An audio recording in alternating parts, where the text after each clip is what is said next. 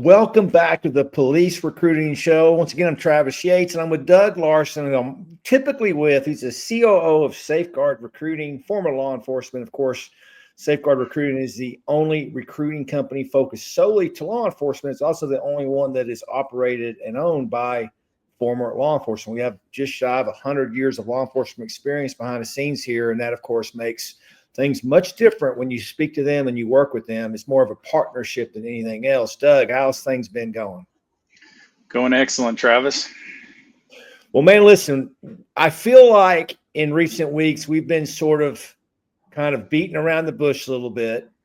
I will say this, our interview with Philadelphia and Captain Walker is phenomenal. We got a lot of feedback on that. So I would say anybody that wants to get really a deep dive in what success looks like, check that interview out. They're, of course, a great partner with us.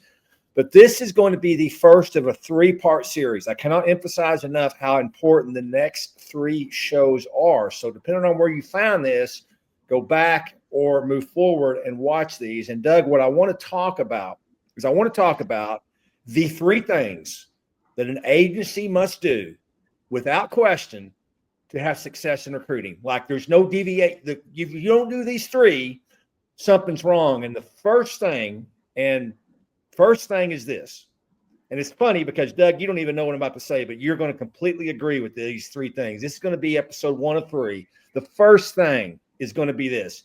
You have to understand the difference between recruiting and marketing. That's number 1. I'm going to give everybody a preview of what's coming up in future videos.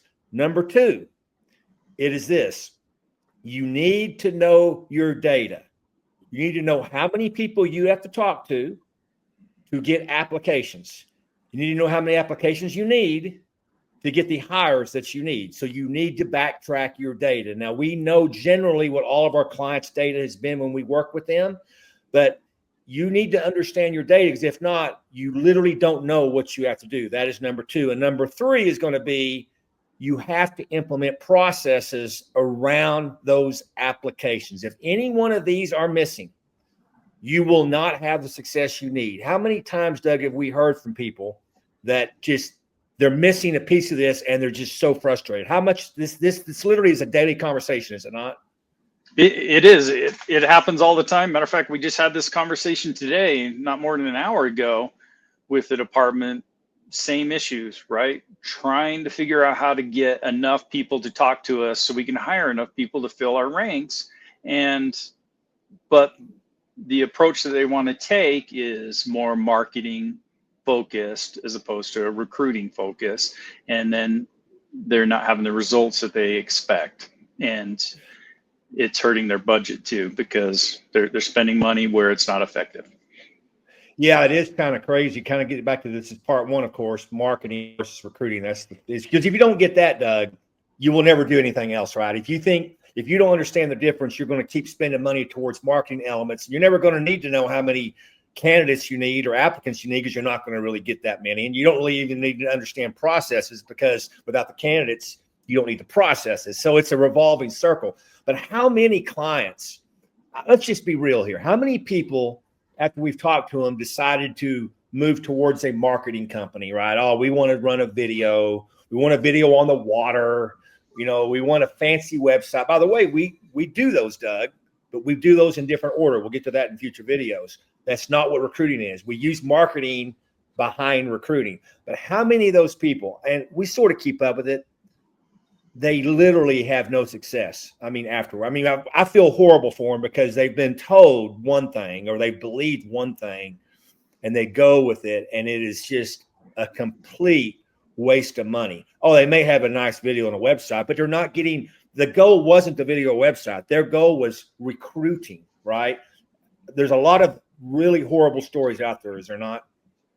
Yeah, there's an awful lot of them, and we've been through this somewhat, where the videos are fun, they're impressive when you get the right one out there. It's very hard to get one to go viral though, and get one to get the kind of traction, the outreach you need. And part of that problem with we're trying to find people. We're not really trying to market a product, and you can't mix those two approaches.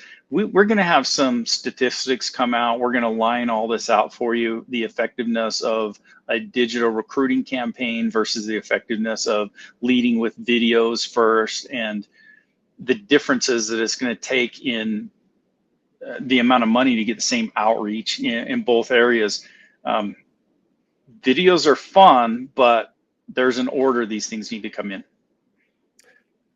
Yeah. And, I get the sense that when we talk to some people, and I've had numerous conversations with chiefs or sheriffs, and they almost want to argue with me about it, right? Because they have in their mind, they want this video. We're not trying to be jerks here. Like, Doug, you could make a lot of money if you did marketing. There's a lot of money to be made. So you could make more money. You could probably be more successful if you said you were a recruiting company and you just gave marketing elements to that companies. Because when we talk about video elements, we're talking 30, 40, 50, 60,000 more dollars than that. We had one client that came to us after they spent $250,000 on a video, $250,000 on a video. So I can tell you right now, Doug, that video, if you have somebody on staff, cost you a week of salary, 2 weeks of salary. You can do the math on $250,000. So you could make a lot more money on marketing. So you're not saying this to people to be a jerk about it or tell them that they're stupid or they're wrong. You literally just know this is what works. Yeah, the difference here, Travis, is we've both been in law enforcement, right? We've both been on both sides of this problem, and we're here to help solve the problem. Sure, we'll make videos for you all. We do that. We make a lot of videos. I'm just trying to temper expectations with, if you need so many people to fill your ranks in this amount of time, our best approach is going to be to lead with this digital recruiting campaign, and then we'll back it up down the road with those other elements. They're going to make the success go through the roof.